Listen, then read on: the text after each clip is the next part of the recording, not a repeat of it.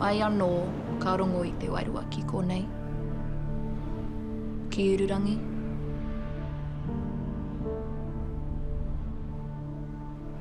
Kāore he paku aha. Ai o ana te whenua. Haruru ana te tai. I ngana tētahi ki te hopu I te pono. Tāku tāni tūmotu.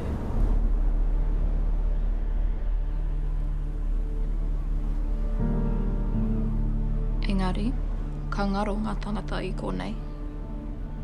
Unexplainable disappearances. Ngā mea kāore I taia te whakamārama.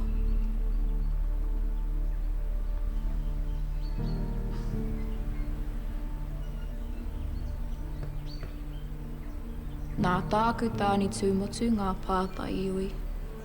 Ngā pātai kāore I pīrangitia I te taone nei. Nā wai rā I ngaro ia. E hara I te mea na te tūpono noa.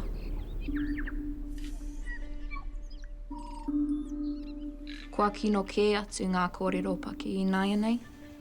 Kino kē atu I tō matua. Ngā uri whetū e tūhono ana ki ngā tautangata I o rātou whenua, ā, ko te hau kāinga e mahi moni ana.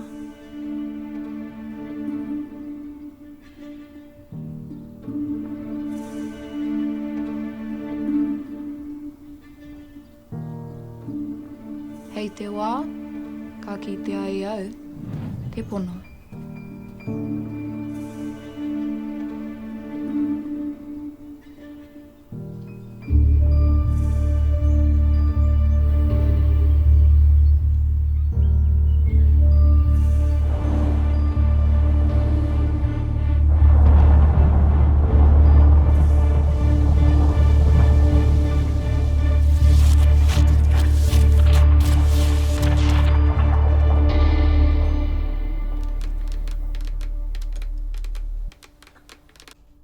Back at it again with another spooky intergalactic Get Ready With Me. And today, I have got something for you. Nō reira, ko te pātai. Ururangi. He pai, tōna pai, kaore rānei I te pai. He ai ki ngā kōrero, these ghostly wahine wreck four-wheel drives, torch dunes, and capsize boats. Mana, he kaitarai wahiahia, he o me ngā pako he kaihautu poti, kuare.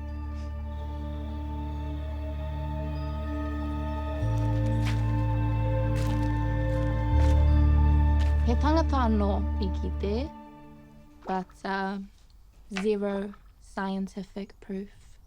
It's delulu. Pēnei I te hungarā waho o konei.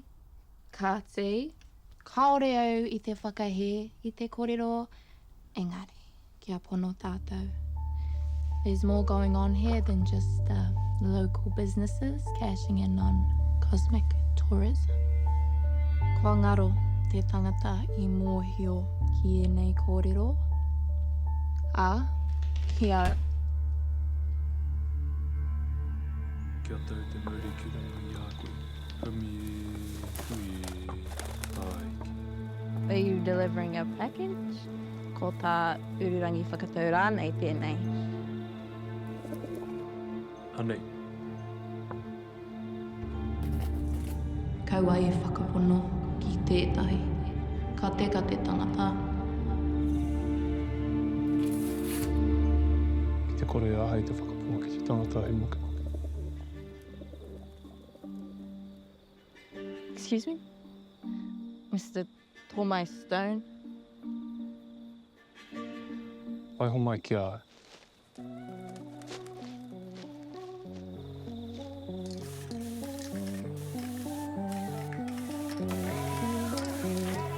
Man, my lover, he danced across the stars to reach a place where the wild things are.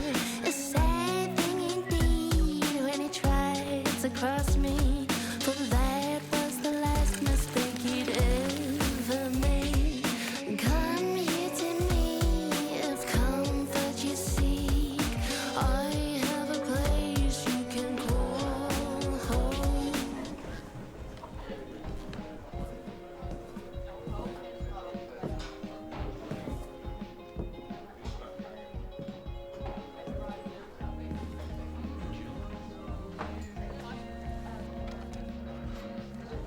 Kia ora. Tēnā koe. Ko koe te mato o ngā whakatairanga. He kawe ngā hāpori nō rānei. E mōhi o koe. E ihu o neone. Mā te rangahau. Ka mōhio. Oi, Tomai! Back at it again, are we? Delivering special packages to Alice?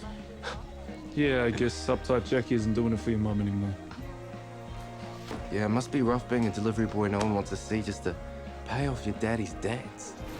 Yeah? Yeah. I mean, what's the going rate for guilt these days? What would you know? Oh, big Tomai. Big Tomai with the daddy issues. Bet you're scared you're gonna turn out just like him. You just never know when to shut up, do you? Huh? Huh? Why are you laughing? You think this is a joke? Huh?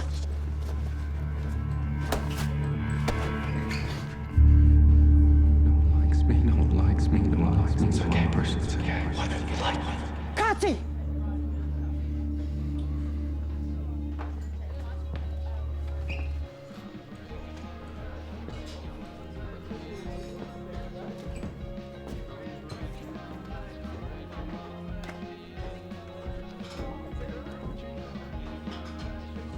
You okay? Should I call the drama club? No, I bet you love the show. The best tourist attraction so far? Hey, do you need someone to show you around? I'm pretty much Ururangi royalty. So you're the town jester. Good to know. You're lonely from home, you're not leaving till you're dead.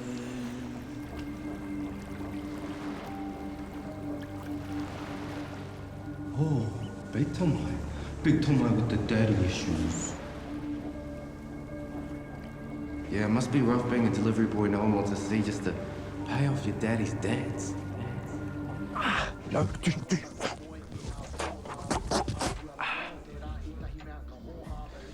Whew. Yeah, I'm pretty much king around here too. I just, own the area. You own the whole thing. Yeah. Aira. No, it's true. I'm telling the truth. Ka kōrero koe I te reo Māori. Okay, no, but, I understand it. It's pretty much halfway there. I think it is actually halfway there. I'm pretty smart too. Bruce Whitehall, haramai. E nāia nei. Kei te aha o ke koe. E whawhai ana anō nei no ngā tiriti koe. He was talking trash about you and Mum. Wai Māori.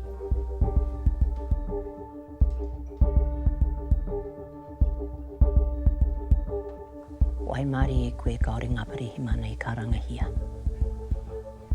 Whakaro hia. He started it. Okay, ask her. She saw everything. Are you okay? Yeah. Well, you should be careful about the company that you keep. Hmm?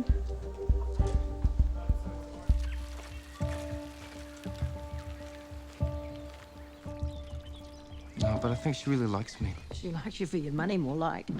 I'd stay clear of that one, darling. Sometimes the most beautiful flowers are the hardest to get, Mums. It's so hard being bruised sometimes. Oh. E rua ngā mama, mai mari e ana.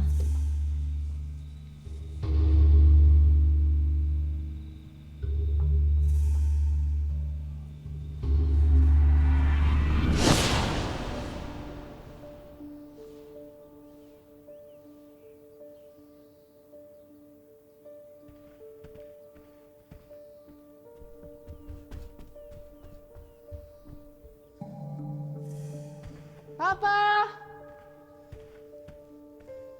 Papa! Papa, kei hea koe! Kei konei au, bub. Ei, I hinga tōra. I mea koe kua wehe ia. Engari kei konei tonu ia. Kia tau, bub, because, it's complicated. He hea. Kei hia ia, Papa. Ia hatia ia. I rūkahu koe.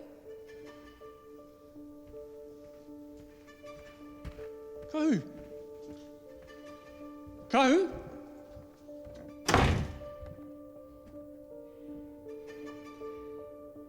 Kahu! Hey! Kahu!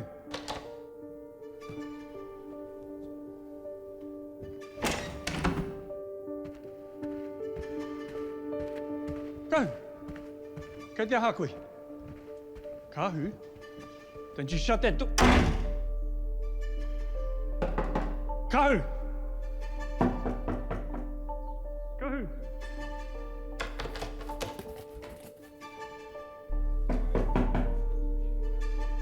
Come out! Kahu, come out now!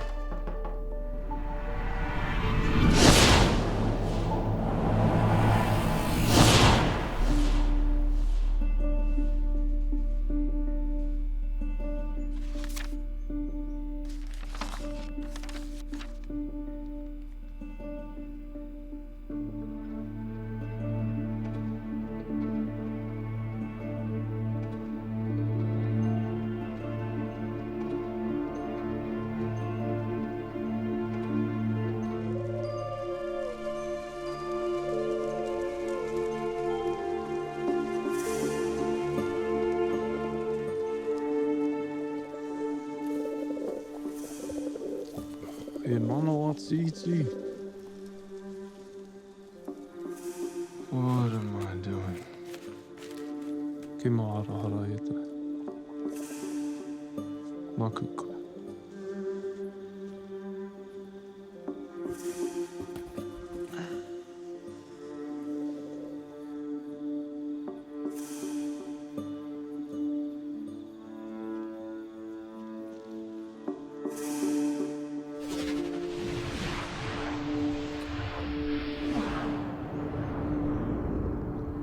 Ia hatia koe.